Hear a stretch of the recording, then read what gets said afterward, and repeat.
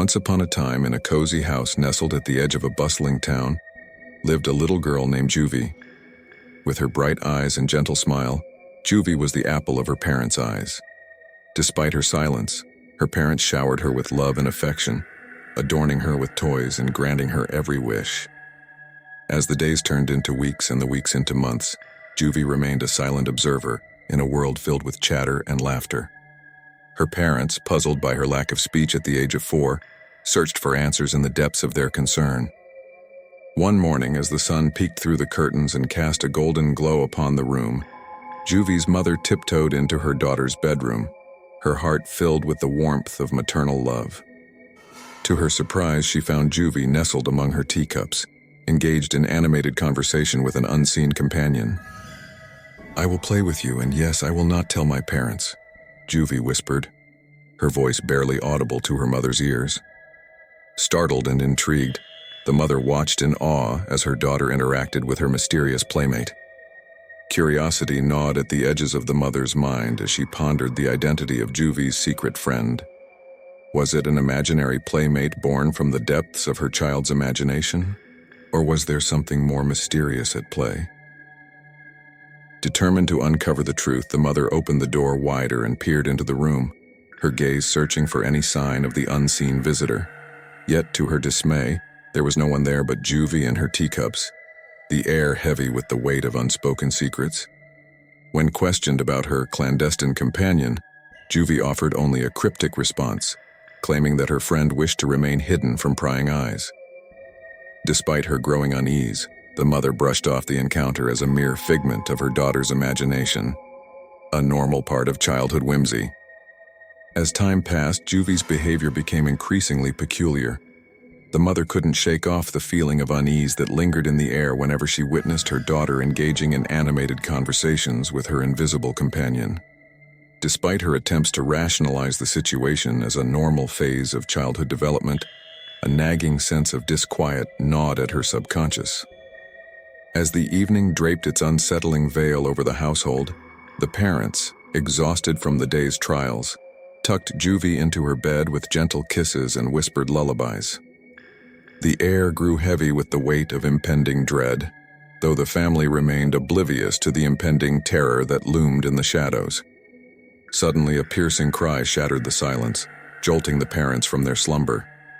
Panic seized their hearts as they rushed to Juvie's room, the echo of her screams ringing in their ears like a chilling lament. As they flung open the door, terror gripped them like icy tendrils. There, in the dim moonlight, they beheld a sight that defied comprehension, a dark, shapeless entity clutching at Juvie's feet with sinister intent. The mother's voice, laced with fear, pierced the darkness as she demanded the release of her child. In a chilling twist, the dark specter turned to confront the parents, unveiling the face of a girl cloaked in pallor, her eyes ablaze with an unnatural fury, her features obscured by a veil of shadowy locks. Frozen in terror, the parents stood paralyzed, their screams echoing through the haunted halls. Juvie's pleas for respite pierced the air, her voice trembling with fear and exhaustion. "No, I don't want to play. I want to sleep," she cried, her words a desperate plea for sanctuary from the encroaching darkness. With trembling hands and racing hearts, the parents leaped into action, their primal instincts driving them to protect their child at any cost.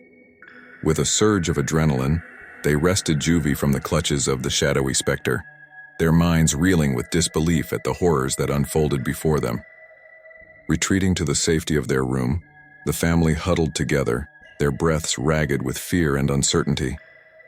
In the hushed darkness, they turned to Juvie, their voices laced with concern, as they sought to understand the nightmare that had befallen them. As the parents huddled protectively around Juvie, their voices trembling with false reassurances, a sharp knock shattered the fragile semblance of safety that surrounded them. Dread gripped their hearts like a vice as they exchanged fearful glances, knowing deep down that the nightmare was far from over. With trembling hands, the father's voice quivered with a mixture of defiance and terror as he bellowed into the darkness, demanding answers from the unseen intruder. But the sinister knocking persisted, each thud reverberating through the walls with an ominous intensity. Then, as if guided by some malevolent force, the door swung open of its own accord, revealing the shadowy figure that had haunted their darkest fears. Juvie's cries pierced the air, a symphony of terror that mirrored the family's own rising panic. In the face of such overwhelming dread, the family stood rooted to the spot, their minds grappling with the impossible reality unfolding before them. For in that moment, they knew that their nightmares had become all too real, and that the darkness that lurked beyond their doorstep held secrets far more sinister than they could ever have imagined. As the dark girl entity advanced towards the trembling parents, its spectral form exuding an unsettling aura of longing and desperation, the family's pleas for mercy grew more desperate with each passing moment. The mother's tears flowed unchecked, mingling with the palpable fear that hung heavy in the air. In a desperate bid to protect her loved ones, Juvie's voice rang out, filled with a courage born of sheer determination.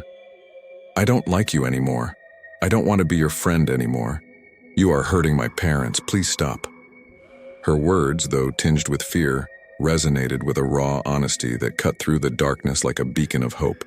And then, in a moment of profound sorrow, the ghostly girl's eyes softened with understanding, a flicker of remorse shadowing her ethereal features. With a bittersweet smile, she vanished into the depths of the night, leaving behind a lingering sense of melancholy and redemption. As the dawn broke, casting its golden rays upon the world, the family made the solemn decision to leave their old house behind, along with the haunting memories that had plagued their every moment.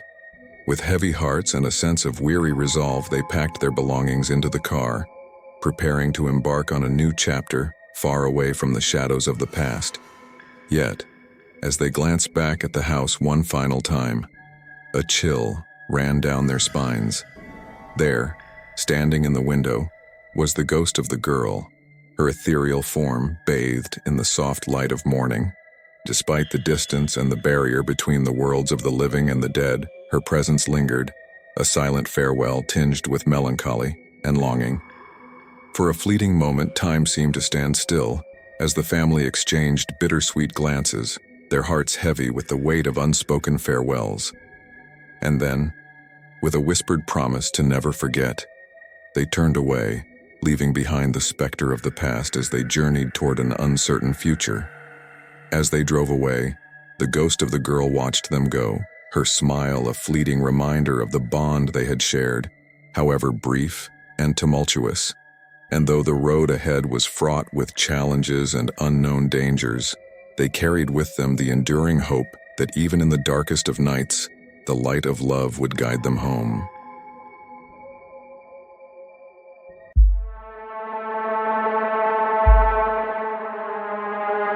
Elizabeth and I had been inseparable since the days of grade school, where our friendship blossomed amidst shared laughter and whispered secrets. Now, as college beckoned us with its promises of adventure and discovery, we embraced each new experience with an insatiable thirst for life. From raucous parties that spilled into the early hours of the morning, to spontaneous road trips that carried us to far-flung corners of the country, we revealed the boundless possibilities that lay before us. Each month brought with it a new escapade, a new chapter in the story of our lives waiting to be written. But amidst the whirlwind of excitement and spontaneity, there was one adventure that had always eluded us: camping. The thought of venturing into the great outdoors, far removed from the comforts of civilization, had always sparked a flicker of curiosity in Elizabeth's eyes. And so, with the crisp autumn air swirling around us, she proposed the idea that would set the stage for our next escapade, a camping trip unlike any other we had embarked upon before. The notion of sleeping beneath the stars, surrounded by the untamed beauty of nature, ignited a spark of anticipation within us both. On the day of our much-anticipated camping trip, Elizabeth and I bubbled with excitement, our smiles as wide as the horizon stretching out before us. With our bags packed and provisions carefully stowed away, we embarked on the hour-long journey that would lead us to our wilderness retreat. The dense canopy of the forest enveloped us in an eerie embrace as Elizabeth and I ventured deeper into the heart of the wilderness. My pulse quickened with each step, a sense of foreboding creeping into the edges of my consciousness. Suddenly, a faint rustling echoed through the trees, causing us both to freeze in our tracks. Was it merely the wind playing tricks, or something far more sinister stirring in the depths of the forest? With a nervous laugh, I attempted to quell the rising unease that threatened to consume us both. But deep down, I couldn't shake the gnawing sense of dread that had taken root within me. As we set up our tents amidst the tranquil beauty of the forest, a sense of unease gnawed at the edges of my consciousness, like a whisper of warning carried on the wind. The feeling of being watched lingered in a shadowy presence that seemed to haunt the very depths of the wilderness. I confided in Elizabeth, the words tumbling from my lips in a rush of nervous energy, but she dismissed my fears with a reassuring smile. "It's just the animals, darling," she insisted, her voice laced with a confidence that belied the unease flickering in her eyes. But as I knelt to secure the tent stakes into the soft earth, my hand brushed against something cold and hard buried beneath the sand. With a sharp intake of breath, I uncovered a bone, weathered and bleached by the passage of time, its hollow socket staring up at me with a silent accusation. A scream tore from my throat, the sound echoing through the forest like a primal cry of terror. Elizabeth rushed to my side, her eyes widening in alarm as she took in the grisly sight before us. "They're just animal bones," she insisted, her voice trembling with uncertainty even as she sought to reassure me. But the truth hung heavy in the air between us, a silent acknowledgement of the horrors that lay hidden within the heart of the forest. As the sun dipped low on the horizon, casting long shadows across the forest floor, Elizabeth and I made our way back to our campsite after a day of fishing. Laughter and camaraderie had filled the hours, washing away the lingering unease that had plagued us earlier. But as we ventured deeper into the heart of the forest, our carefree spirits were shattered by the sight of fresh footprints marring the soft earth at the forest's edge. My heart plummeted into the pit of my stomach, a cold knot of fear tightening in my chest as I exchanged a glance with Elizabeth. Gone was the sparkle of excitement in her eyes, replaced now by a flicker of raw terror that mirrored my own. At that moment, we stood frozen in time, the weight of the unknown pressing down upon us like a suffocating blanket.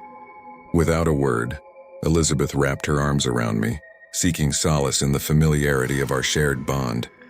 I could feel the tremors coursing through her body, the fear palpable in the rapid beat of her heart against my chest.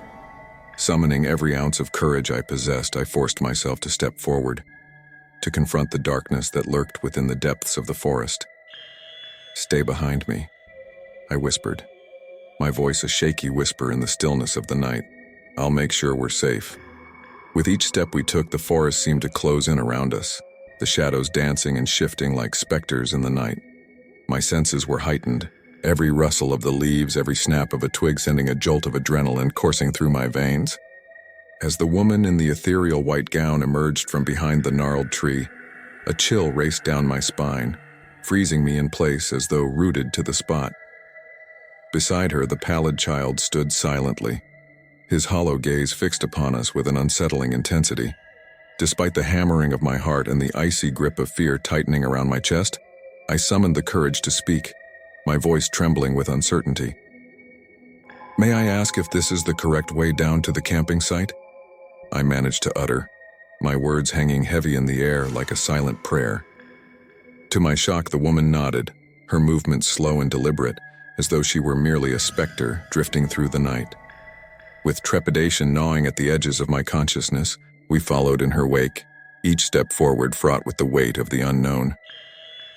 Hours passed in a blur of uncertainty and dread, the forest swallowing us whole as we ventured deeper into its labyrinthine depths. But as the shadows lengthened and the darkness pressed in around us, a sense of foreboding settled over the forest like a shroud, warning us of the horrors that lurked just beyond the veil of night. And then, as if caught in the throes of a nightmare, we stumbled upon the same woman and child we had encountered earlier, their forms illuminated by the pale light of the moon. But this time, there was a frantic urgency in the woman's voice, a desperate plea echoing through the darkness.